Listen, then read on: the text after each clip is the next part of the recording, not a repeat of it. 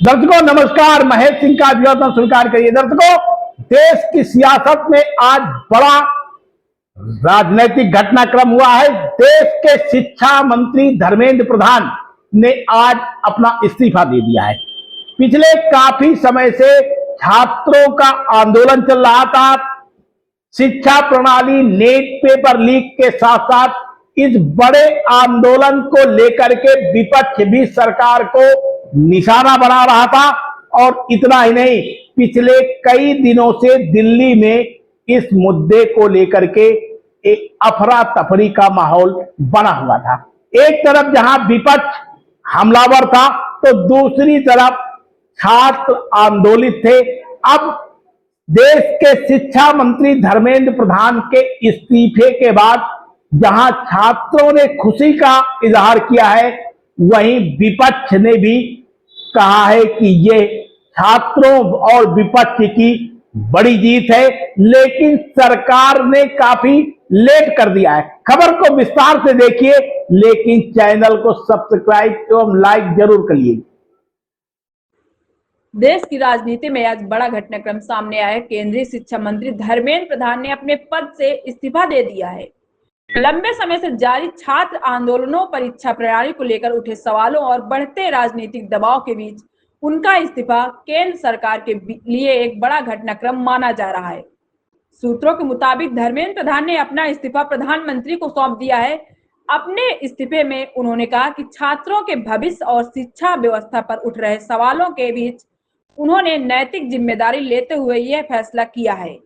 उन्होंने यह भी कहा कि शिक्षा का विषय किसी व्यक्ति से बड़ा है, छात्रों का विश्वास सर्वोपरि है।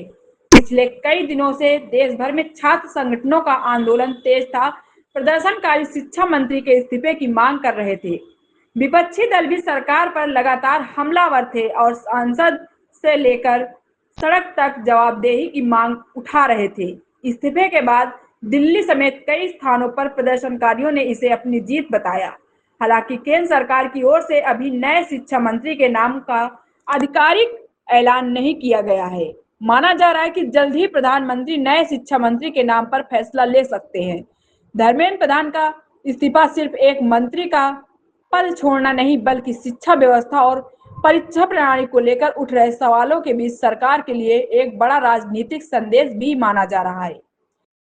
अब सभी की निगाहें इस बात पर है कि नया शिक्षा मंत्री कौन होगा और सरकार छात्रों का भरोसा बहाल करने के लिए आगे क्या कदम उठाती है।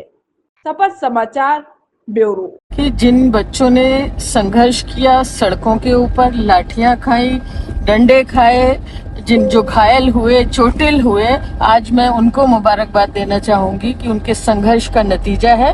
हालांकि ये इस्तीफा बहुत पहले ही होना चाहिए था, बहुत देरी से हुआ है। और एक बात मैं ये कहना चाहूंगी कि जिन भी बच्चों पर लाठियां मारी गई, घायल किया गया है, वो जो भी लोग हैं, जो बिना बैच के लोग थे, जिन्होंने बच्चों को मारा, करंट लगाया, आंसू गैस छोड़ी और लड़कियों को मारा, उनके कपड़े फाड़े, तो इनमें जो भी लोग दोषी हैं, एक तो उनको सख्त से सख्त उनके खिलाफ कार्रवाई होनी चाहिए और जिन निहत्थे बच्चों पर झूठे मुकदमे लिखे गए हैं, वो मुकदमे भी समाप्त होने चाहिए।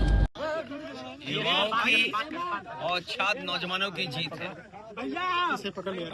और जब सरकार खुद स्वीकार कर गई थी, जब परीक्षा दोबारा नीट की हुई तो सरकार ने खुद स्वीकार कर लिया कि उन्हीं की गलती की वजह से पेपर लीक हुए हैं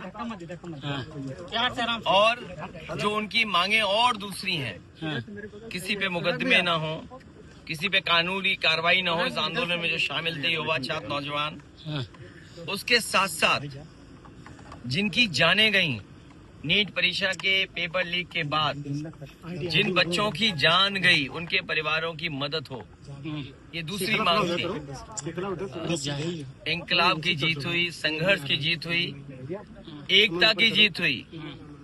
और भारतीय जनता पार्टी जो सोशल मीडिया पे सबको हराते थे, सोशल मीडिया पे न जाने क्या क्या पैसे दे करके लिखवाते थे, कम से कम इस बार नई पीढ़ी ने, नौजवानों ने उन्हें वहां पर भी हरा दिया और इस बार अपनी जीत हासिल कर ली। अखिलेश जी योगी आदित्यनाथ ने बोला है कि आप देख रहे हैं सपथ समाचार।